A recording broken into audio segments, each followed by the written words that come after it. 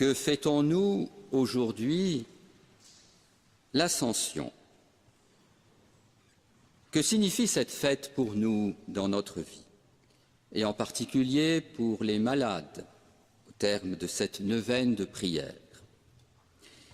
Dans chacune des 3 lectures de la messe que nous venons d'entendre, il y a une référence biblique claire. Ainsi, dans la première lecture au livre des Actes, je cite, « Tandis que les apôtres le regardaient, il s'éleva, et une nuée vint le soustraire à leurs yeux. » Dans la seconde lecture, la lettre de saint Paul aux Éphésiens, « Celui qui était descendu est le même, qui est monté au-dessus de tous les cieux pour remplir l'univers. » Et enfin, dans l'Évangile selon saint Marc, le Seigneur Jésus, après leur avoir parlé, fut enlevé au ciel et s'assit à la droite de Dieu. Il fut enlevé au ciel. Qu'est-ce que cela veut dire? Jésus ne s'est pas élevé dans la stratosphère terrestre comme la fusée Ariane. Le ciel dont il est question n'est pas la couche d'atmosphère qui entoure notre planète. L'ascension de Jésus est du même ordre que ses apparitions au matin de Pâques. Seuls les disciples en ont été les témoins. Le ciel désigne le royaume de Dieu, l'ascension désigne le retour de Jésus au Père, comme il l'annonce à plusieurs reprises dans le discours d'adieu avant sa Pâque. Souvenez-vous des évangiles de ces derniers jours. L'ascension est une étape du mystère de l'incarnation, entendue au sens large, au sens étroit. L'incarnation, on va dire, c'est Noël, la nativité du Christ. Le mystère de l'incarnation dans le credo de Nicée-Constantinople est développé dans la section qui commence par « Il descendit du ciel » jusqu'à « Il reviendra dans la gloire pour juger les vivants et les morts ». Le Verbe incarné, le Fils de Dieu venu dans la chair, Jésus de Nazareth, a vécu les étapes suivantes. Descendu du ciel dès l'Annonciation, et la seconde lecture où Paul le dit, que veut dire « il est monté », cela veut dire qu'il était d'abord descendu jusqu'en bas sur la terre. Il naît dans la nuit de Noël, devenu adulte, vivant d'abord dans une grande discrétion, ce que l'on appelle la vie cachée à Nazareth. Pendant 3 ans environ, il sillonne la terre sainte et au-delà, appelant et formant des disciples, enseignant la bonne nouvelle, faisant le bien par de multiples guérisons. La prière pour les malades, comme la neuvaine qui se termine ce soir, tire sa légitimité de cela.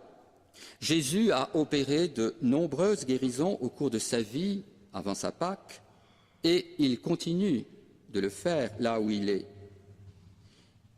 Notre évangile de saint Marc dit à propos des apôtres, ses premiers disciples, « Ils imposeront les mains aux malades et les malades s'en trouveront bien. » Jésus est arrêté, condamné à mort, crucifié, mis au tombeau. Il ressuscite le 3e jour.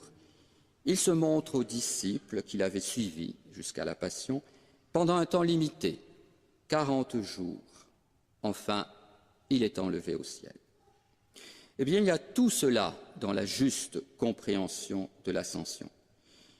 Quand nous fêtons un mystère de la vie du Christ, nous fêtons aussi la totalité de sa vie. Nous fêtons le Christ. Il est enlevé au ciel. Est-ce un retour à la case départ? Non, bien sûr, à cause précisément de l'incarnation. Le Verbe est désormais incarné pour toujours. Jésus-Christ dans son ascension, Jésus-Christ aujourd'hui et toujours est à la fois Dieu et homme. Alors, que retenir de ce mystère de l'ascension? Après sa résurrection, Jésus ne pouvait plus être visible aux yeux de tous les hommes par respect de la liberté des hommes. car la présence du ressuscité, une présence du ressuscité évidente, aurait été contraire à la liberté. Désormais, c'est dans la foi qu'il se fait présent. L'ascension de Jésus est suivie 10 jours après de l'envoi du Saint-Esprit, la Pentecôte, annoncée par Jésus avant sa passion. Eh bien, cela est le pendant obligé, en quelque sorte, de l'ascension. Jésus nous quitte, mais pas complètement.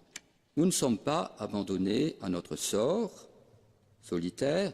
Dieu est toujours présent par l'Esprit Saint.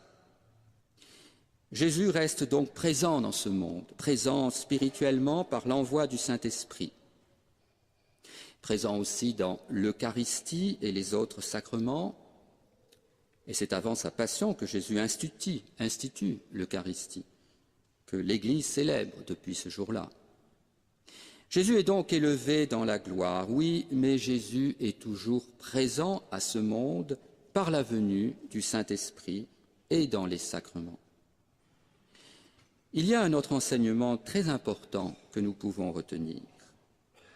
Nous qui avons en commun avec Jésus la nature humaine, sa présence à la droite du Père est un appui incomparable. C'est un frère en humanité qui est présent dans la Sainte Trinité. Ce n'est pas rien.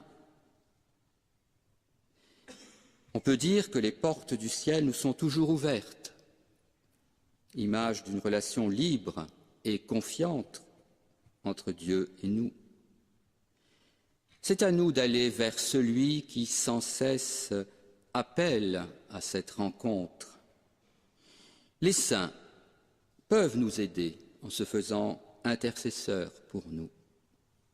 Sainte Thérèse de Lisieux a dit, avant de quitter cette terre, qu'elle passerait son ciel à faire du bien sur la terre. Elle voulait nous encourager à la solliciter, à se faire notre intermédiaire entre Dieu et nous, comme la Vierge Marie est aussi la grande intermédiaire entre Dieu et nous.